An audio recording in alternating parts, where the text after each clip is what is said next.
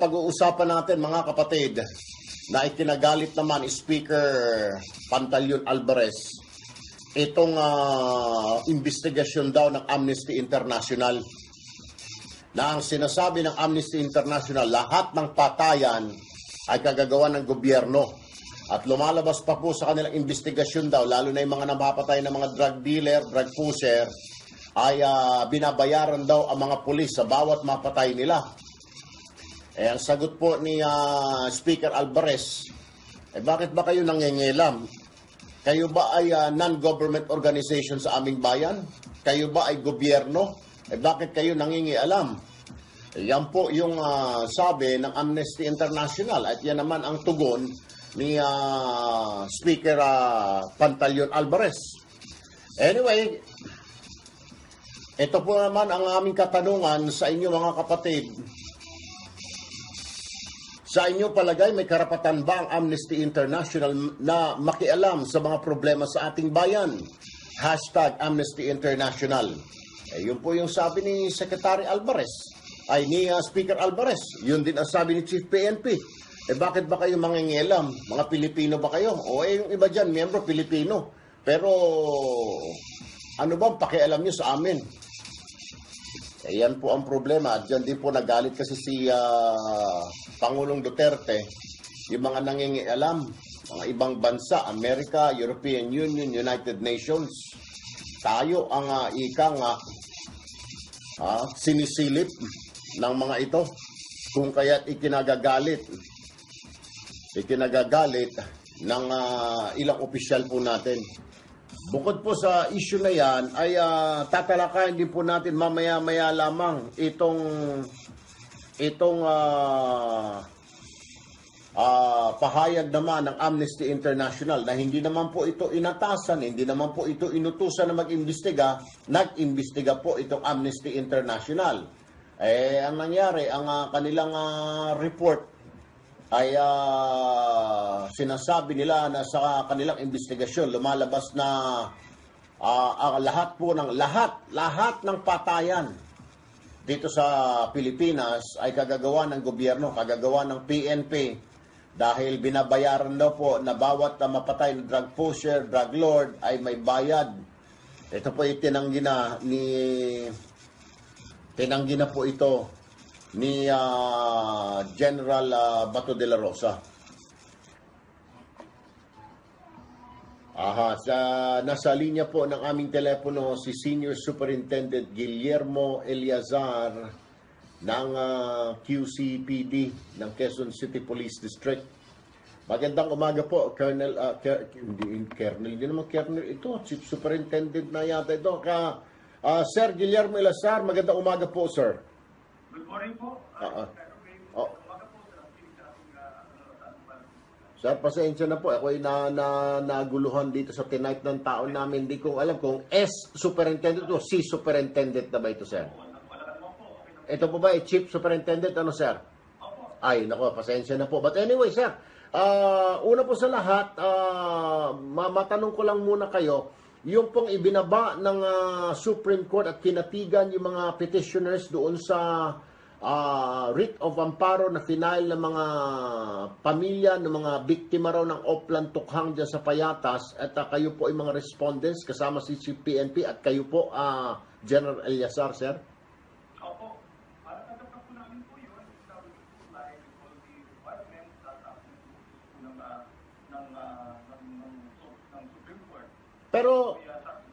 Pero di ba moot and academic na yan, sir, because wala na, pinasuspindi na or tuluyan nang pinatigil ni PNP chief sa instruction ni Pangulong Duterte yung Oplan Tukhang na yan? Opo, but still po, meron din instruction doon na bilang president, particularly po yung nasa application list, entering to the register of classes, yung pong residente, nagtatrabaho po ng mga address mga petitioner. At the same time, ang Court of Appeal po ay titingin po yung petition nila regarding sa ibang mga kahilingan at ito po ay aming pong tutugunan. Alright. Okay, cambio tayo ngayon sir, doon sa siguro naman kahapon, narinig po ninyo yung press conference, napanood niyo sa TV yung press conference ng Amnesty International, ngayon ay nasa pahayagan na what they are saying, they found out based on their investigation na itong lahat ng patayan ito ay police operation, kahit yung mga nakabulogta na lang dyan, pinagbabaril lang riding in tandem, these are all government sponsored or state sponsored. Entonces, ito ay extrajudicial killing. At ito raw ay may bayad sa bawat napapatay. Pag small time daw na drug pusher, abay 8,000 ang per ulo. Pag big time, medyo big time, 15,000 daw ang binabayad ng PNP. Ano po ang masasabi niyo rito, General Eleazar, sir? Hindi po totoo yun. Hindi po sa KMC, wala naman po kami po na nakalaan. Kaya po pinagkalaan po yun, itong mga aligasyon na ngayon. May mga sinasabi rin po sila na ito ay pinagbasihan nila base sa kanilang pag-aaral at may mga nagsalita na raw po na pulis sa kanila na kumanta raw at meron din ng sinasabi na yung mga riding in tandem na sinasabing yun naman daw ay talagang kagagawan lang daw ng PNP, General Eleazar. Ayun po yun. Siguro pwede namang anybody can say anybody to anyone. Oo. Ano po yun? Ayun po ba nilang problema? Saka yun po yung mga sentence. Ko- Actually po, sabi ko na rin po diba na tayo nga po rin na samantala na nagkaroon po ng suspension sa ating warrant against drug. Oo. Sa salita lang po ng PCO, at yun naman po ay yung development natin tayo. Naniniwala naman po talaga tayo na talagang kailangan natin ng sensitive na napaproteksyon. And ito yung napaproteksyon natin. Nakakasira po yung mga motive man, halos na makakasira ng mga takbo ng ating kampanya. Kaya nga po dito sa SCP man, siguro kung hindi mo po kailangan kita alaman na mula pa ng July, sinumulan po namin yung ating internal defense. In fact, yung ating anti-illegal drug shipments, yung taing na tinatawag station in this anti-illegal drug shipments. Oo. Kaya early as mga August, September po, napalta na po lahat yung hundreds of them. Bago nila din natin. Dahil hindi mo natin sinasabi na sa import, pero naniniwala po na they will no longer be effective. Right. And kung ano man po yung mga dating mga narinig natin. Kaya, we have also been transfer ng more than 50% ng PCPD outside PCRTU. At meron po more than 150 naman, sinanggal natin sa mga station po tayo, nilagyan natin sa district headquarters for Suwit, wala nang good investigation, para magkaroon ng reformatory movement. And napakarami po yung traffic operation na ginawa din namin sa mga samahan. Para ito. Pero just the same, well, lagi pong tuloy-tuloy na yung gagawin natin. Kami po itatagal namin na one step backward na ginawa, basta ng step back, but eventually nakita ko yung sura ito, parang two steps forward kung nais sinasabi na natin na we cannot be effective on this campaign unless we determine that na yun po yung from the very start ng mga kulay gusto natin sa ating campaign. Alright. Sir, ang QCPD, nakita kasi natin ay maraming accomplishment pagdating masyadong puspusan ang inyong kampanya sa ipinagbabawal na droga. May mga huli kayo. As a matter of fact, ilang libo yung surrenderist. Nagsalita pa dyan si Mayor Herbert Bautista before. At marami ding napapatay, enkwentro na nanlaban yung mga kalaban. But for now, sir, dito sa instruction, so ano na ho ang mangyayari dito? Pakipaliwanag, medyo naguguluhan ang kababayan natin. Hindi na pwedeng mag-operate ang PNP base dito sa instruction ni General De La Rosa na manghuli ng mga drug lord. Pero ang question ko dito, sir, what if sa mga checkpoint, plain view, nakita mayroong shabu doon sa kotse? Or yung sabihin natin sa mga inspection, yung mga oplansita sa gabi ng PNP sa checkpoint, nakita na may kargadang mga droga. Pwede pong hulihin yun, right? Totoo po yun. Dahil nga po yung focus natin sa restrictive. Pero hindi na po pwede sa mga plans na operation against illegal drugs. Oo.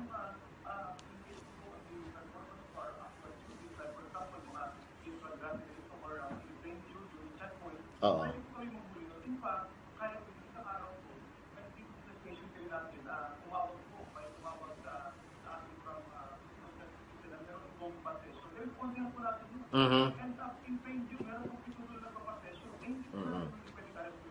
Oo. Oo. gusto po na pansamantala yung ugat ko. Oo. Instruction po sa aking mga Facebook family. Ituloy, continue Alright. monitoring the grand personality activities nila dahil after resumption po natin dito. Then ituloy po namin yung ating trabaho. And i-monitor po namin sila. Alright.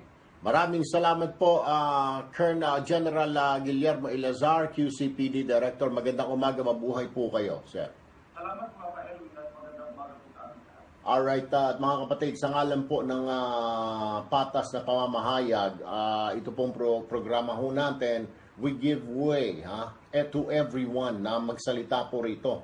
It's just unfortunate na ilan po yung mga tinatawagan ho natin, hindi po kami sinasagot. The likes of Senator De Lima, Senador Trillanes, ayaw po talaga kaming sagutin. Pero fortunately today, the Amnesty International, ito pong campaign program coordinator nila na si Wilnor Papa, agreed to talk over the phone yung kanila na mga posisyon. Magandang umaga po, Wilnor Papa. Yes, sir. This is Erwin Tulfo and we're live po sa Radyo 5, sa Action TV, and then sa Facebook po live natin. Sir, ito pong sinasabi ninyo yesterday is very bold at saka yung inyong pronouncements sa press conference na itong mga killings na ito, war on drugs, are government-sponsored yung mga patayan. But then again, tumanggi na po itong gobyerno, inunahan na po yan ni House Speaker Alvarez and they're saying there's no truth to it, bakit nakikialam? Secretary Andanar this morning said, saan kukuha ang PNP ng pera? Walang pera ang PNP. Ganon din po itong katatapos ko lang ma-interview si General Eleazar na QCPD. Walang pera ang PNP. So, paano po sponsored? At may binabayaran na sa every na mapatay na individual ay may bayad, sir. Ito po ay base sa aming mga nakuha, sa aming mga nasaliktik, sa aming mga nakausap. Opo. At makikita naman po natin na nakikita namin na may pattern po dito sa ating bansa kung saan may mga ganitong instances, mga ganitong pagkakataon at may mga nag-corroborate sa aming mga Investigator. aming research. Aha. Siguro maaari kasi na ang mahirap po kasi dito ay yung pagpanggi na meron pong problema. Siguro hindi na po dito sa issue na may involvement ba ang gobyerno, may corporation ba ang ilang mga polis at ilang mga hired killers. Hindi lang natin din na malaki din talaga ang problema. Kasi ipakita naman po, basic itong libo, mahigit itong libo sa mahigit 6 na buwan. Kung hindi po nagkukulat o nababahala ang ating authorities sa ganitong sitwasyon, ay may malaking problema. Yun po ang gusto iparating din ng Amnesty International. Hindi po biro ang nangyayari sa Pilipinas. Hindi biro yung bawat buhay na pinapatay sa kahit naman po siguro napaka-obvious sa ating lahat. Ano po? Tayo ng Well, sir, Wilnor, I agree with you. I mean, napaka-tanga ko naman at napaka-manhid naman. Nakikita naman po ng lahat na there is a problem itong patayan. I agree with you, sir. As a journalist, I cannot just close my eyes on it. Pero the point kasi, sir, ang pagtitignan mo rin na mabuti, I'm just wondering also, na parang hindi po nag-iingay yung mga kababayan natin. Have you also considered that na bakit tahimik itong mga kababayan natin? They are not talking, they are not rallying there, they are not protesting. Bagkus, pagdating ng survey, mataas pa ang survey, lang yung trust and approval rating. They were asked before sa survey ng SWS and Pulse Asia na if they agree dito sa mga anti-criminality campaign ng Pangulo. And it was, he got a very good score. I was wondering also, why could that be? Of course, ito po yun. Sabi nga namin yung frustration at desperation naman po natin pagdating dun sa situation of peace and order ay hindi naman po bago. Ano po ito ay dekada problema natin. Ito na puno na rin po mga Pilipino at naiintindihan namin kung saan sila nanggagaling. Pero ang sinasabi po ng Amnesty International, hindi naman tama yung solusyon na nakikita natin ngayon. We understand where the people are coming from and hindi po namin ini-validate yun. It's a valid feeling, no? At yung kanilang pag-approve. So, pero marami na rin pong mga organizations, marami rin pong mga tao sabi na yung pamamaraan ng ating problema, yung nakikita natin na hindi lamang pagsasawalang bahala sa nangyari, pati yung pag incite mismo, no, na go out and kill itong mga kinoconsider nating mga hindi kanais-nais na tao. Ito po ay negatibo. Ito po ay mali. Ito ay hindi tama. Alright. Sir, Sir Wilner, ito pong report ninyo, ipapasa nyo po ba o ito ay para sa media lamang for consumption of the media or the public or ito ay bibigyan nyo rin ang gobyerno, I don't know through what channel na paparating nyo po ito sa administration ng Duterte. But saying that, meron din po ba kayong like, for example, kagaya po niya na sinasabi niya na this is wrong, itong kaliwat ka ng patayan. Pero have you also come up with a solution, sir? Paano matigil ito? And paano? Kasi ang problem po natin ay talagang matindi po itong talamak, itong droga sa ating bayan. May solution po ba ang Amnesty International to contain this problem or to solve this problem once and for all? Opo, meron po kaming mga binigay na rekomendasyon po. No? Yung report po namin at ang Amnesty International, at report of other research namin ginagawa, isang malaking parte po dito yung aming mga rekomendasyon sa ating gobyerno. In fact, ang recommendation po namin ay hindi lamang sa para sa amin ni President Duterte, meron po para sa kapulisan, meron sa Senate at sa Kongreso, meron po sa Department of Health, Department of Justice, at sa kalakan po ng ating gobyerno. Kung paano titingnan ang problema natin, hindi lamang sa droga, pati sa kriminalidad, at paano po mas maigi itong masusolusyonan o ma-face head-on. At of course, dito na palagi namin Sir. Alright. Yung importansya ng pagrespeto sa karapatan ng lahat. Lahat po, sinasabi namin lahat across the board po yun. I understand where you're coming from, Sir Wilner. Pero last two questions, sir. Ano po, mawalang galang na. Ano pong, can you give us an example, ano po ang recommendation po ng Amnesty International to contain this problem about the drugs dito sa ating bayan, itong criminality, itong mga heinous crimes? What are your recommendations? Can you give us some? Of course, tinitingnan natin, for example, sa panig po ng Senado, ano po? Opo. Bukod sa pag-iimbestiga, ay pagkakamba pa na mas mabuting mga programa o mas mabuting mga batas, no, para sa law enforcement. Of course, itong mga recommendation namin na malilinaw ay para sa pagpapabuti ng ating gobyerno. Hindi po pagpigil ng kanilang ginagawa. Pagpapabuti ng mga programa nila para i-contain, for example, yung criminality. Yes. So, pagdagdag ng resources. Yun po ay kasama sa aming recommendation, resources para sa mga kapulisan. Hindi namin sinasabi na, dahil nagka-problema mga polis, huwag yung bigyan ng budget. Bigyan ng resources, proper training, para mas maganda ang investigasyon na magagawa nila on the ground. Mas maganda yung pagpatrolya pagdating sa ating mga borders sa pagpasok ng illegal na droga. Kasama po yan sa aming mga rekomendasyon. Pero, ma-assure nyo po, pag nakikita nyo nga rekomendasyon ng Amnesty International, ay para sa pagpapabuti ng programa ng Bansang Pilipinas. pero sir, we've been to different administrations. I think it was already tried. May mga batas na tayo ngayon, mga as a matter of fact, I remember about a decade ago, tinaasan na yan kung ilang gramo, ikaw ay habang buhay ang pagkakabilanggo mo. Pero parang it's not effective. Ganon din yung sinasabi yung border patrol, higpitan pa dyan sa loob, talagang kulang po ang resources natin. So, parang wala pong nangyari dyan sa mga recommendations na yan.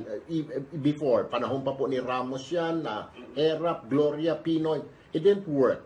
Maganda po yung sinabi nyo. Actually, Sir Erwin, ang isa sa malaking problema natin, kasi ang problema ng kriminalidad at kasama po din yung nakikita natin problema sa droga, ay hindi simpleng bagay. Right. Komplikado. Kasama Right. po dito yung malaking issue ng kahirapan. Okay. Kasi hindi rin po natin seryoso yung ating problem. So, for example, poverty. Mhm. So, at ako po ay nag-agree sa inyo na ilang administrasyon na po na nagsasabi na gumaganda ang buhay ng Thank you, Nate Garnado. Pero I am sorry, I have to take this. I hope you understand, guys. I hope you understand. It's part of my job to talk to everyone. Yung problema natin sa corruption na kumukuha ng resources na para dapat sa taong bayan. Kung titignan niyo po sa mga bansa na kung saan mayroong mataas na kriminalidad, yun din po yung mga bansa na mataas yung poverty index. So maraming taong naghihirap at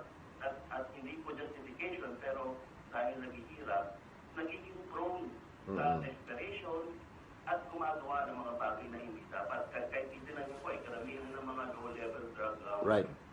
peddlers Mm. ay mga mahihirap. Napakaraming mga babae ang nasa loob ng kulungan ngayon na mahihirap. Na ang Right. kaso ay drugs. At pag tinanong niyo kung bakit, walang may pakain sa pamilya, Alright. walang may pakain at nasa kanila pa ang anak at hanggang mga kaapu-apuhan. Oho. So, ito po yung mga problema dapat na susolusyonan natin. Yung problema ng kahirapan, kawalan ng trabaho. Kasi kung tutusin na po, mas marami namang tao nagsasabi na mabigat sila ng matinong trabaho, ng matinong kabuhayan, hindi naman kailangan yumaman, magpapakain ng pamilya, makaroon ng pagkakataon. Pero- ng mga- okay. Hindi sila gagawa ng kahit anong relief. Pero Sir Wilnor, I don't know if you will agree with me.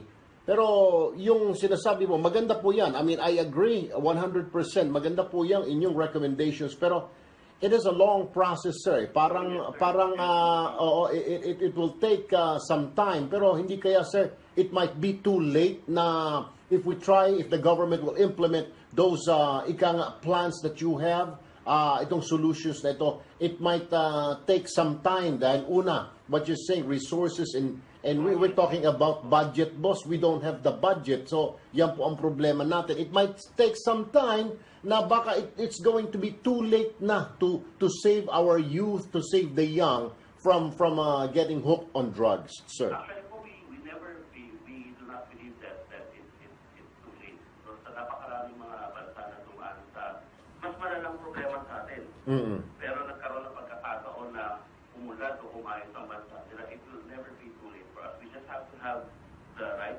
program, the political will. Mm-mm. Ang maganda, kung meron naman talagang mga leaders dito sa Pilipinas na may political will, dapat yun po yung manaig at yung tamang programa, pagtapat po natin yun at Alright. tayo ay aabante at aabante. Alright. And of course, pag sinasabi yung resource intensive, the government can always find the resources. We Okay. believe that kung ano kailangan ng gobyerno, may paraan at may pagkakataon ito para makakuha ng mga resources. Again, so, seryosohin lang ng gobyerno yung ating mga problema, gawa ng tamang programa, mga problema na ito. At naniniwala po kami, it will take time. Definitely, it will not happen in the next 2-3 years. Pero, once it starts po, we will see something positive in the future. All right, Sir Wilnor Papa, Campaign Program Coordinator ng Amnesty International. Maraming salamat po, sir. Magandang umaga po. Magandang umaga po, sir. Thank you po.